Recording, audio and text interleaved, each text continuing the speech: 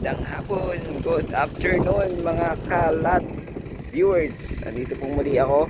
Nagbabalik po ang inyong lingkod, Agent Joel. So ito po ay bayan ulit ng Balungaw, Pangasinan. Ayan, nakita po yung bundok po namin dito sa aming munting bayan, dito sa Balungaw, Pangasinan. At along Barangay Road po ito, cemented road, kaya lang medyo pudpud na ulit. Kailangan gawin na ulit yung cemented road nito.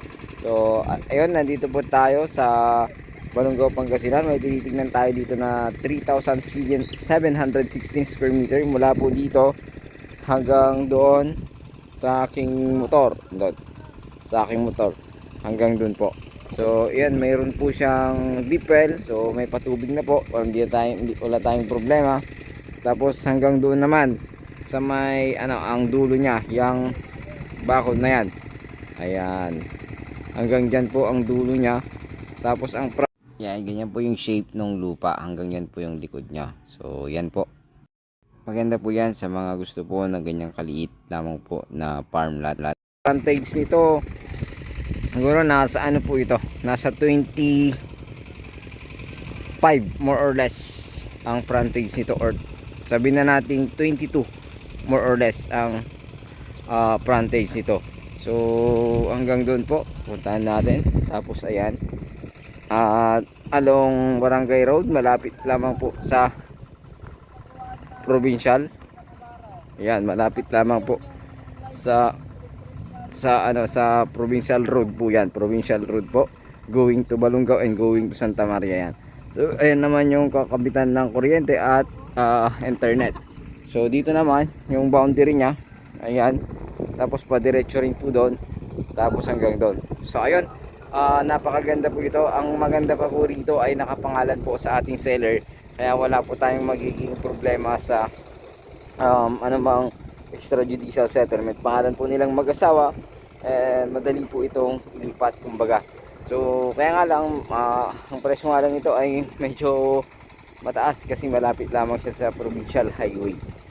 Ito naman yung part na to, hindi naman po binabaha, kaya wala po tayong magiging problema.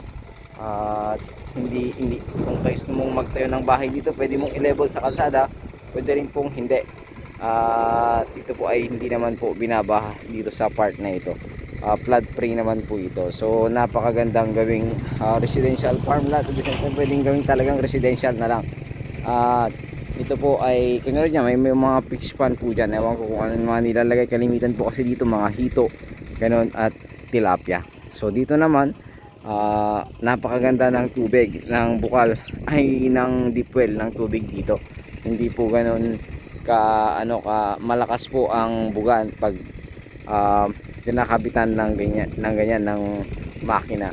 So ayun, ito nga po ay bayan ng Balungaw, Pangasinan, at napakaganda po itong gawing residential area, at pwede mo itong gawing farm lot mo, at unti-unti magtanim ka ng, kung gusto mo ng palay, kung gusto mo ng gulay, or kung ano mong gusto mong itanim, pwede naman po dito sa lugar na ito. Pwede ka rin magtanim ng mga fruit bearing trees, napakaluwang naman po.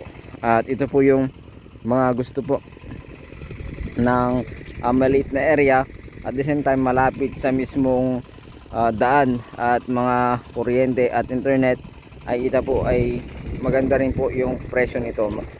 Hindi po siya ganoon kataas kumbaga kung tutusin, dahil ito ay nagkakahalaga lamang ng 1M. So nasa 270 siguro yon, or hindi natin, basta 1M ang gusto po ng seller po natin. Sagot po niya doon ay capital gain tax lamang. Pero ito ay 3,716 square meter lang po, nakapangalan sa kanila, along Barangay Road and malapit sa provincial highway. So ito po ay hindi po kailangan ng extrajudicial settlement dahil pangalan po nila. So ayun, muli, ito ay bayan ng Balungaw, Pangasinan, at may sukat na 3,760 square meter, 1 million.